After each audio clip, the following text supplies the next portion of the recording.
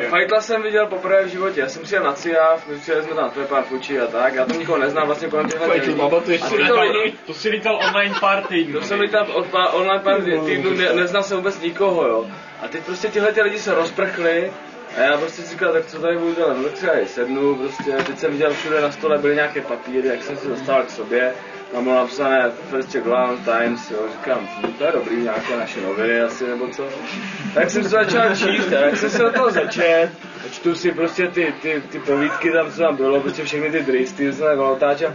A z ničeho nic, protože jsem Fightla už jsem pochopil, mezi tím Fightl už je pan Fightl, jo, a pan Fightl a furt Fightl.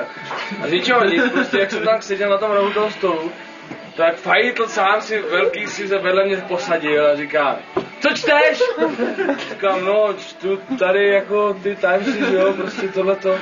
A říká, kolikátku máš? Říkám, no 13, že jo. A to se vysvěl, vem si 14, tam se píše o mě, a jsem myslel.